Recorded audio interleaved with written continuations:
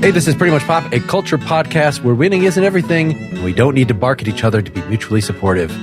Today we're talking about the sports dramedy Ted Lasso, created by and starring Jason Sudeikis, among others. Premiered in 2020, just wrapped up its third and final season on Apple TV+. I'm Mark Linsenmeyer, verifiably like a goldfish with a 10-second memory. I'm Al Baker, a recent convert to rom-communism. You can just call me Sarah, football is life, Brooke. My name is Lawrence, and I was really good in my first season and then went downhill after that. Aww. Okay, so you said that, Lawrence, after we were talking about Ted Lasso a bit after the last episode we recorded. And I hadn't seen any of the show at this point.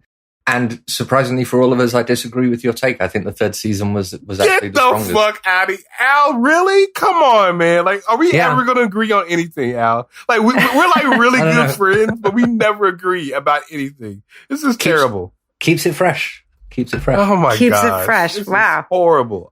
This is going to be a bad podcast. That is definitely a different take than I have seen online. As far as sort of a utilitarian experience, like I think the first season is encapsulated enough that you could just recommend that to just about anybody. Completely agree. And like that'll be a nice little week or two of TV or whatever it is, however they fit it in. For Al, apparently probably 2 days to get through season one. I'm guessing.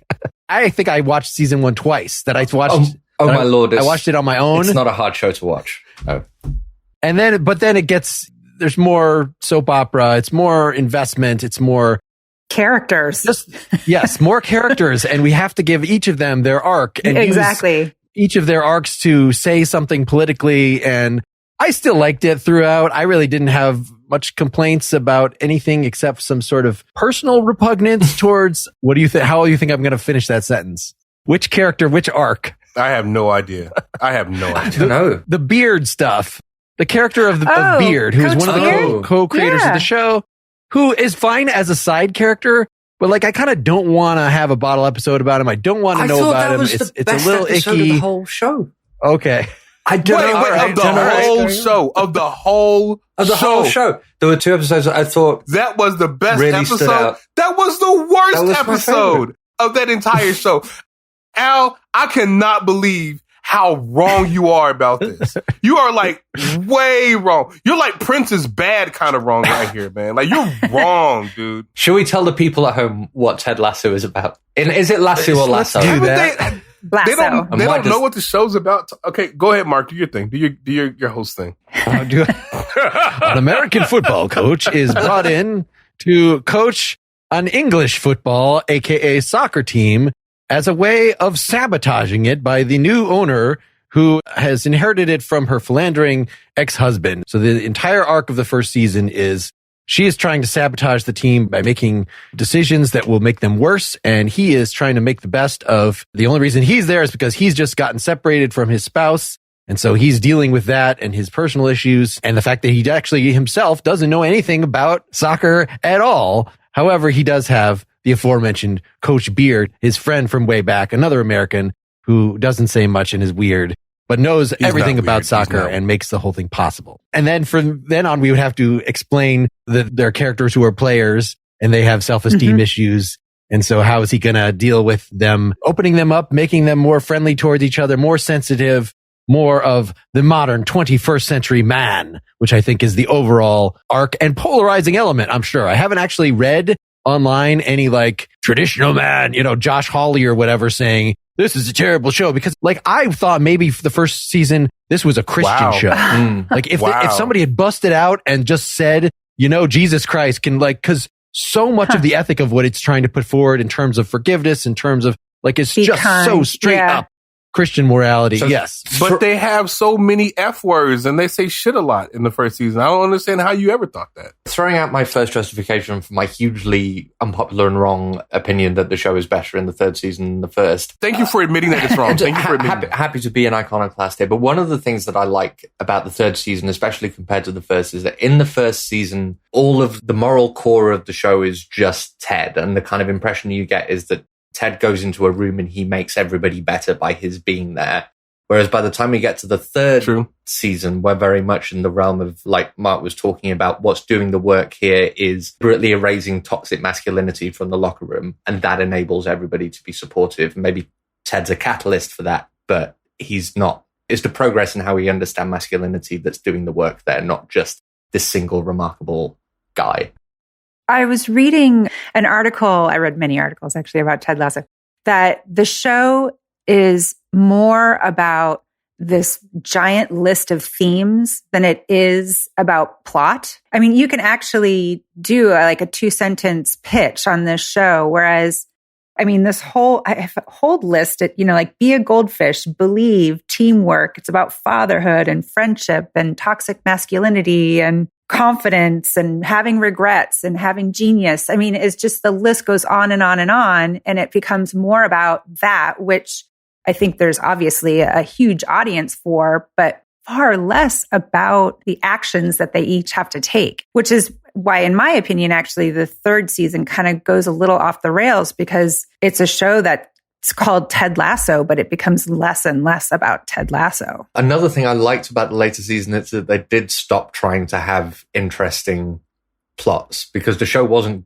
good at that at any point. The thing that I think the most annoyed I got by the show was at the end of the second season or the end of the first season, where in the last episode they had 3 or 4 hard plot resets. I think it was the end of the second season because one character lost her job and Nate turned evil fully, and it was okay, it was clearly we've completely lost the plot, so we're just going to do a hard reset on several plot points at the end of this season and then be in the position that we want to be in.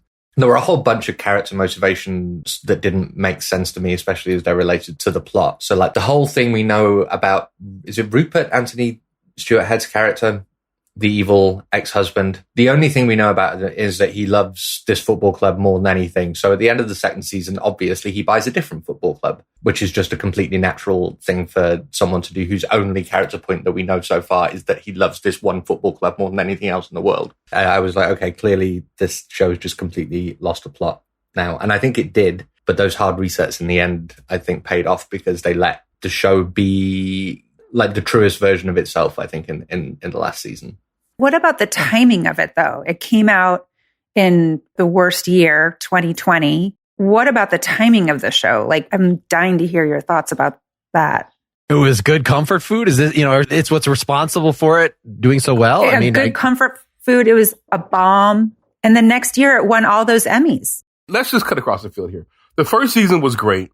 Second season was less great. Third season was bad. The first season was great because it did something to us that we needed. It uplifted us. It gave us something comforting. We were having a very divisive time. We were in the middle of a pandemic.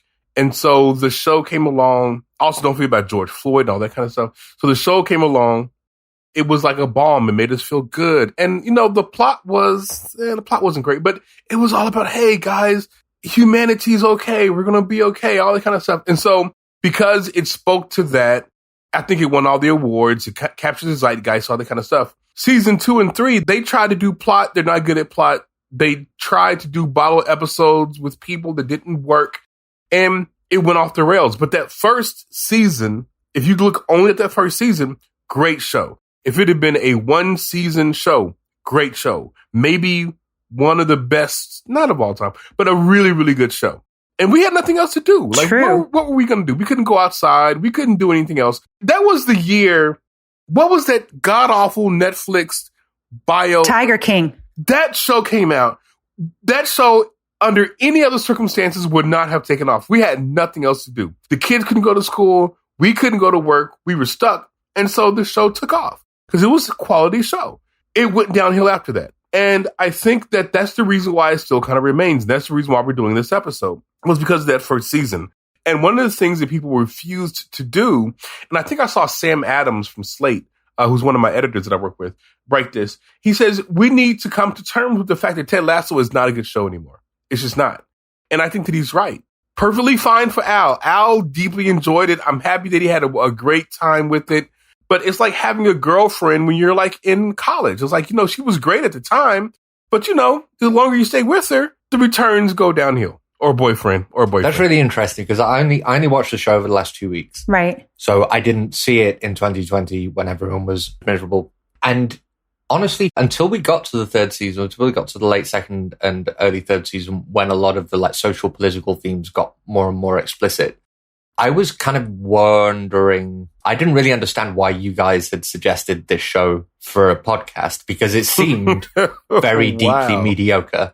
Like, even though I do think the third season is the best of the three, but it's overall, like, it's not great television. Like, there's a lot of lazy jokes. There's a lot of what looks like lazy writing. The plot points get left and like not picked up all over the place. Some of the performances are a bit shaky, but like, it was fine. I passed it by, but I was like curious, like, why you guys were so interested in it. And maybe it is because like it was exactly the right vibe at the right time. Mm-hmm. So yeah, it didn't really strike that important of a note with me. I was just like, okay, this is a kind of feel good, nice time. So is that the same for the rest of you? Did you all see it in 2020 and it was just exactly the right vibe at the right moment? Yeah, it was we watched it as a family. It was something that, all three of us could watch and really, really enjoy. I think that's actually really an interesting point, Al. I think so much of it, that's why I asked the question is it a product of its time that just sort of wore out its welcome for some of us? Obviously not for you, Al. It didn't have that effect. It didn't have the job to do for me of trying to recapture being like one of the only good things in the darkest period of my life. Right. It didn't have to work as hard for me in the later seasons, maybe. This show never felt like work to me in the later seasons. I know it got more sprawling. It tried to advance on itself. It tried to, we're not just going to repeat the same thing.